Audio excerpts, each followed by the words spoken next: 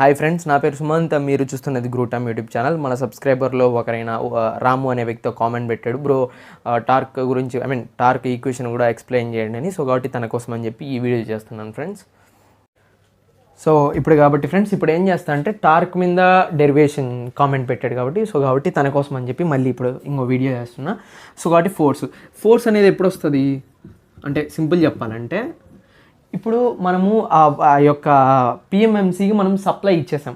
Supply ఇచ్చినప్పుడు నాకేమవుతుంది, damping torque అనేది deflection torque అనేది ప్రొడ్యూస్ అవుతుంది. డిఫ్లెక్షన్ టార్క్ ఎంత ప్రొడ్యూస్ అవుతుంది ఏంటి అనేది బ్రీఫ్గా డయాగ్రామ్ వేసుకొని చూపిస్తాను. ఇది ఒక నార్త్ పోల్ అనుకుంటే, ఇది ఒకటి నార్త్ సౌత్, దీని మధ్యలోని వైండింగ్ ఉంటుంది కాబట్టి నేను వైండింగ్ని సింపుల్గా వేస్తున్నాను ఫ్రెండ్స్. సో కాబట్టి ఈ విధంగా ఉంటుంది అనుకోండి. సో కాబట్టి కరెంట్ అనేది ఈ విధంగా ఇచ్చాను నేను. కరెంట్ అనేది ఇలా పోయింది, మళ్ళీ ఇలా వచ్చింది, మళ్ళీ ఇలా వెళ్ళింది, నెగిటివ్ అంటే పాజిటివ్ నుంచి వెళ్ళింది కాస్త మళ్ళీ నాకు నెగిటివ్కి వచ్చేసింది. ఇప్పుడు దాని తర్వాత నెక్స్ట్ ఏంటంటే, పాజిటివ్ నుంచి వచ్చింది కాస్త నెగిటివ్కి వెళ్ళిపోయింది కాబట్టి ఈ డిస్టెన్స్ని నేను డి అనుకుంటా. అసలు ఈ డి ఎందుకంటే నేను తర్వాత చెప్తాను. దీన్నేమో ఎల్ అనుకుంటున్నా, దీంట్లో ఫ్లో అయ్యే కరెంట్ని నేను ఐ అనుకుంటున్నా. ఇప్పుడు ఇదంతా ఎందుకు అంటే సింపుల్ చెప్తాను. మనం ఏం చేస్తామంటే డిఫ్లెక్షన్ టార్క్ని మెజర్ చేయాలి. అప్పుడు ఏంటంటే మనం కొన్ని పారామీటర్స్ తీసుకోవాలి. ఫస్ట్ ఏంటంటే బి అంటే magnetic flux density, magnetic flux density అనుకోండి. దీని వెబర్స్లో చెప్తాము. డెన్సిటీ ఒకటి, ఇంకోటి వచ్చేసి ఐ అంటే కరెంట్, అంటే మనం ఎంతైతే కరెంట్ ఇస్తామో దాన్ని మనం ఐ అని చెప్తున్నా. అంటే ఏంటంటే డి అంటే డిస్టెన్స్ ఒకటి, అండ్ ఎల్ అంటే లెంత్, ఎన్ అంటే టన్స్, నెంబర్ ఆఫ్ టన్స్. ఎందుకు బ్రో ఎన్ని రాస్తున్నారంటే సింపుల్ చెప్పాలంటే, నేను ఇచ్చే సప్లై కరెంట్ ఐ, దాని తర్వాత ఈ డిస్టెన్స్ ఏదైతే ఉందో అది డి, ఎందుకంటే తర్వాత చెప్తాను. ఇది వచ్చేసి ఎల్ అంటే total length of the conductor, and దాని తర్వాత ఇంకోటి వచ్చేసి బి అంటే ఫ్లక్స్ డెన్సిటీ. అంటే ఎంత ఫ్లక్స్ డెన్సిటీ, దీన్ని వెబర్ పర్ మీటర్లో చెప్తారు. ఇది వచ్చేసి యామ్స్లో చెప్తాము. డిస్టెన్స్ కాబట్టి అది కూడా మీటర్స్లో చెప్తాము, అంటే ఎం. ఇది వచ్చేసి నెంబర్ ఆఫ్ టన్స్, ఎన్ని టన్స్ ఉన్నాయి ఆ యొక్క వైండింగ్కి ఎన్ని టన్స్ ఉన్నాయని చెప్పేసి చెప్తాం. ఇప్పుడు ఏంటంటే మనకు ఫార్ములా ఫోర్స్ కాబట్టి, ఫోర్స్కి ఏంటంటే ఎన్ ఒకటి ఇంటూ బి ఒకటి, ఇంకోటి ఐ ఒకటి, ఎల్ ఒకటి. సో కాబట్టి ఇది ఎందుకు రాస్తున్నా అంటే మీనింగ్ ఏంటంటే, నెంబర్ ఆఫ్ మనకి ఏవేమైతే రిక్వైర్మెంట్స్ పారామీటర్స్ ఉన్నాయో ఆ పారామీటర్స్ అన్నిటికీ ఇవి ఈక్వల్, అంటే ఫోర్స్కి equal. Force equal to N అంటే నెంబర్ ఆఫ్ టన్స్, బి అంటే magnetic flux density, and I current, length of the conductor. అంటే సింపుల్ చెప్పాలంటే నెంబర్ ఆఫ్ టన్స్ పెరిగితే ఫోర్స్ పెరుగుతుందని మీనింగ్, బి అంటే మ్యాగ్నెటిక్ ఫ్లక్స్ డెన్సిటీ పెరిగితే ఆ యొక్క ఫోర్స్ పెరుగుతుందని మళ్ళీ దానికి ఎగ్జాంపుల్. అంటే F is directly proportional to N, F is directly proportional to B, F is directly proportional to I, F is directly proportional to L. అంటే length పెరిగితే ఫోర్స్ పెరుగుతుంది, కరెంట్ పెరిగినా ఫోర్స్ పెరుగుతుంది, ఫ్లక్స్ డెన్సిటీ పెరిగినా force పెరుగుతుంది, and number of turns పెరిగినా force పెరుగుతుంది. ఈ number of turns for example నేను సింగిల్ టన్ వాడాను అనుకోండి, అప్పుడు ఇది ఉండదు, అంటే ఇంటూ 1 వస్తుంది. అంటే ఎన్ ఈజ్ ఈక్వల్ టు 1 అయినప్పుడు బిఐఎల్ ఇంటూ 1 అంటే బిఐఎల్ఏ. సో కాబట్టి అది ఒకవేళ నెంబర్ ఆఫ్ టన్స్ కొన్ని వైండింగ్స్లో నెంబర్ ఆఫ్ టన్స్ 10, 20, 30 ఉంటాయి. దానికి తగ్గట్టు అప్పుడు మళ్ళీ క్యాలిక్యులేట్ చేస్తాం, ఇప్పుడు ఫోర్స్ వాల్యూ కూడా చేంజ్ అయిపోతుంది. సో కాబట్టి ఇప్పుడు ఏంటంటే మనకు డిటి అంటే ఏంటంటే డాంపింగ్లో, అంటే డిఫ్లెక్షన్ టార్క్. సింపుల్ చెప్పాలంటే డిఫ్లెక్షన్ టార్క్ కాబట్టి అందుకే డిఫ్లెక్షన్ అనేది సఫిక్స్లో ప్రిఫిక్స్లో రాసాను టీ అనేది. సో కాబట్టి డిఫ్లెక్షన్ టార్క్ అంటే ఫోర్స్ ఇంటూ డి, అంటే డి అంటే ఏంది, మెయిన్ డిస్టెన్స్ అని.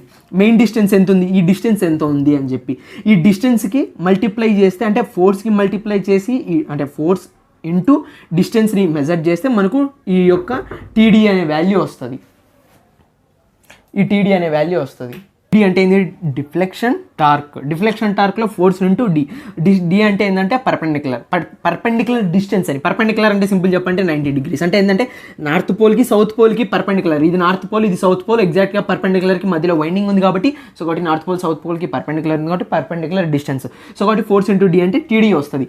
ఈ టీడీ అనేది సింపుల్ చెప్పండి, ఫర్ ఎగ్జాంపుల్ ఈ వాల్యూస్ అని మళ్ళీ వేసుకుంటాను అనుకోండి. TD is equal to NBIL into D అనుకోండి. అంటే నేనేం చేయలేదు, ఫోర్స్ వాల్యూని అదే దించాను. ఇప్పుడు ఫర్ ఎగ్జాంపుల్ దీంతో కాన్స్టెంట్స్ని పక్కన పెట్టేస్తే, అంటే ఎన్ అనేది అంటే ఎన్ అంటే ఏంది, number of turns constant. So కాబట్టి దాన్ని మనం మార్చలేం. అండ్ లెంత్ను కూడా మార్చలేం, మనం ఏం చేయలేం. ఫ్లక్స్ డెన్సిటీ, ఈ మ్యాగ్నెటిక్ ఫ్లక్స్ డెన్సిటీ కూడా మనం మార్చలేం. సో కాబట్టి అవన్నీ తీసేస్తే మిగతాది నాకు ఏదో చూపిస్తాను.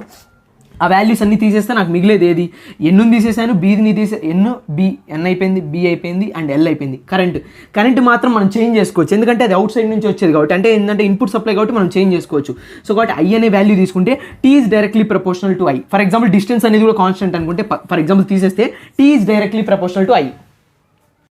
సో ఇప్పుడు కాబట్టి ఇదేంటంటే TD is directly proportional to current, అంటే కరెంట్ అంతే కదండి ఫ్రెండ్స్. మనం ఏం చెప్పాం వైండింగ్స్ అంటే స్టార్టింగ్లో కరెంట్ వాల్యూ ఎంత పెంచితే ఫోర్స్ అనేది అంత వస్తుంది. సో కాబట్టి టార్క్ కూడా అంతే వస్తుంది. సో కాబట్టి కరెంట్ వాల్యూ పెంచితే ఈ యొక్క ఫోర్స్ అనేది ఎక్కువ అవుతుంది. ఫోర్స్ ఎక్కువైనప్పుడు నీడిల్ కూడా వాల్యూస్ అనేది ఎక్కువ చూపిస్తారు. సో కాబట్టి టీడీ ఎంత పెరిగితే కరెంట్ అంత పెరిగినట్టు, అంటే సింపుల్ చెప్పంటే కరెంట్ ఎంత పెరిగితే టీడీ ఎంత పెరిగినట్టు. టీడీ అంటే ఏంది, డిఫ్లెక్షన్ టార్క్. సో కాబట్టి ఇప్పుడు వచ్చేసి కంట్రోలింగ్ టార్క్, ఈ టార్క్ అయిపోయింది అంటే డిఫ్లెక్షన్ టార్క్ అయిపోయింది, అంటే డిఎఫ్ అయిపోయింది, అంటే సారీ టీడీ అయిపోయింది. ఇప్పుడు నాకు వచ్చేసి ఏంది, టీసీ అంటే ఏంది, కంట్రోలింగ్ టార్క్ అంటే ఏంటంటే సింపుల్ చెప్పంటే ఎప్పుడైతే సప్లై తీసేస్తామో ఆ నీడిల్ అనేది బ్యాక్ వచ్చేస్తుంది, అప్పుడు ప్రొడ్యూస్ అయిన ఫోర్సే మనకు టీసీ అంటే కంట్రోలింగ్ టార్క్. ఇది దేని మీద డిపెండ్ అంటే సింపుల్ చెప్పంటే ఫై అంటే సింపుల్ చెప్పంటే టీటా అని చెప్తాం. టీటా అంటే ఏం లేదు, యాంగిల్, ఎంతైతే యాంగిల్ ఉందో అంత ఉన్నట్టు అంటే ఏంది, టీసీ అనేది. ఫర్ ఎగ్జాంపుల్ యాంగిల్ పెరిగితే టీసీ అంటే ఏంది, కంట్రోలింగ్ టార్క్ కూడా పెరిగినట్టే. అప్పుడు ఒకవేళ టీసీ తగ్గింది అనుకోండి, అప్పుడు ఏంది, యాంగిల్ కూడా తగ్గుతుంది. అంతే కదా ఫ్రెండ్స్. ఇప్పుడు నీడిల్లో ఫర్ ఎగ్జాంపుల్ ఇది ఒక నీడిల్ అనుకుంటే, ఈ వాల్యూ తగ్గింది అంటే కంట్రోలింగ్ టార్క్ వల్ల వాల్యూ తగ్గింది అంటే టార్క్ టీటా కూడా యాంగిల్ కూడా తగ్గినట్టే.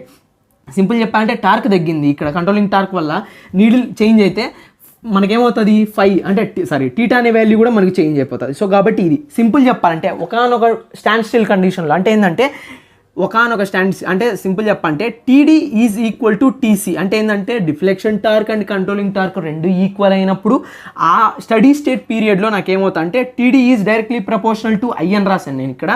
అంటే TD is directly proportional to I, TC is directly proportional to theta.